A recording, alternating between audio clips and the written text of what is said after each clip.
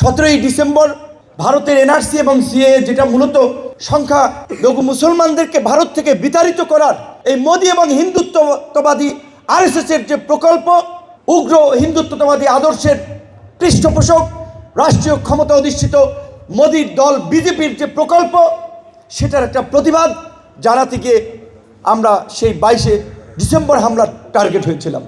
আজকে অনেকেই বলেছে, পূর্বের যে একজন বক্তা, যে এটি একটি ঢাকা বিশ্ববিদ্যালয়ের ইতিহাসের একটি কালো অধ্যায়, যে ঢাকা বিশ্ববিদ্যালয়ে নির্বাচিত শিক্ষার্থীদের সর্বোচ্চ প্রতিনিধি এবং একটা ঐতিহাসিক নির্বাচন, সেই নির্বাচনের ভিপি ডাকসু থেকে এই প্রোগ্রামটি করা উচিত ছিল। এবং এটা পরিষ্কার এবং সত্য আমাদের উপলব্ধি যে আবার মাঝখানে একটা গ্যাপের পরে যে ডাকসু হয়েছে, সেই ডাকসু সার্বজনীন ডাকসু হতে পারছে না।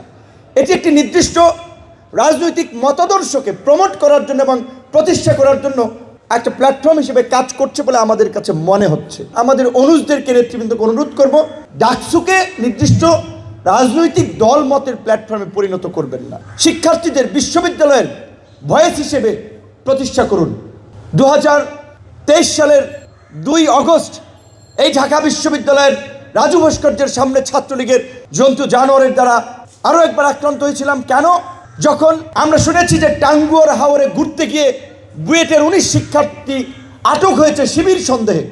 আমরা তাদের রাজনৈতিক পরিচয় খুঁজি নাই, তারা শিবির করে নাকি ছাত্রদল করে নাকি কোন প্ল্যাটফর্ম করে। আমাদের রক্ত টকবক করেছিল যে 19 বুয়েটের মেধাবী শিক্ষার্থী টাঙ্গুয়ার হাওরে ঘুরতে গিয়ে গ্রেপ্তার হবে, তাদের প্রতিবাদ করতে হবে, তাহলে তো বিশ্ববিদ্যালয়ের শিক্ষার্থীরা ভয়ে চুপসে যাবে। আমরা ঠিকই জীবনের ঝুঁকি নিয়ে এই ঢাকা বিশ্ববিদ্যালয়ে এসেছিলাম প্রতিবাদ করার জন্য। সেই সময় আমি ছাত্রনেতা নই, দলের রাজনীতি করি, তারপরেও জাতীয় স্বার্থ, ছাত্র সমাজ এবং তরুণদেরকে এনকারেজ করার জন্য আমরা সেদিন এসেছিলাম এবং আক্রান্ত হয়েছিলাম। তো আমরা 2018 থেকে এই 24-এর গণ অভ্যুত্থান পর্যন্ত ছাত্রনেতা হিসেবে, তরুণদের প্রতিনিধি হিসেবে আমাদের উপরে যে আন্দোলন সংগ্রাম, তার যে একটা ঐতিহাসিক দায়িত্ব আমাদের উপর ছিল, আমরা সেটা পালন করেছি। কিন্তু জুলাই গণ অভ্যুত্থান থেকে আমাদের যারা পরিচিত ছাত্র নেতৃবৃন্দ, তারা জাতির সাথে প্রতারণা করেছেন। অনেকে তাদের উপরে যে ঐতিহাসিক দায়িত্ব পড়েছিল, সেই দায়িত্ব তারা পালন করতে পারেন নাই, যার কারণে আমাদের সংগ্রামী সহযোদ্ধা হাদিকে এইভাবে মৃত্যুবরণ করতে হয়েছে। এই মাগরিবের সময় অবশ্যই বলতে হয়, এই হাদির মতো সম্মানজনক মৃত্যু, যে এই মৃত্যুতে বা যার জন্য লাখো লাখো মানুষ, কোটি কোটি মানুষ দোয়া করবে, আমরা এমন মৃত্যুই প্রত্যাশা করি।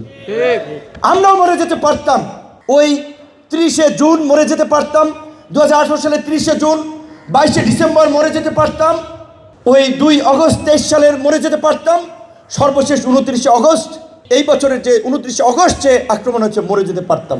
আল্লাহ বাঁচিয়ে রেখেছেন, আল্লাহর প্রতি শুকরিয়া। আজকে হাদিকে কেন মৃত্যুবরণ করতে হলো? আদিব যেটা বলেছিল, এই রাজনীতি বা এই দূরদর্শিতা আমরা বুঝতে পারছি না। হাজির উপরে আক্রমণ ব্যক্তি হাজির উপরে নয়, এটি আধিপত্যবাদ এবং আগ্রাসন বিরোধী তরুণদের যে আপসীন লড়াই, এই লড়াইকে স্তব্ধ করে দেওয়ার আন্দোলন। এই 19 সালের 22শে ডিসেম্বর এই ডাকসুতে যখন আমরা আক্রান্ত হয়েছিলাম, সেই দিন কয়েকজন শিক্ষক আমাদের জন্য সংহতি রেখেছিলেন। 2018 সালের যে আন্দোলনকে কেন্দ্র করে আজকের গণ অভ্যুত্থান, সেই কুসংস্কার আন্দোলন করতে গিয়ে ওই লাইব্রেরির সামনে যখন কুকুরের মতো মার খাচ্ছিলাম, কয়েকজন শিক্ষক আমাদের পাশে দাঁড়িয়েছিলেন। কাজে এই বিশ্ববিদ্যালয়কে নিয়ে আমরা গর্ব করি, এই বিশ্ববিদ্যালয়ের ছাত্রদের নিয়ে আমরা গর্ব করি।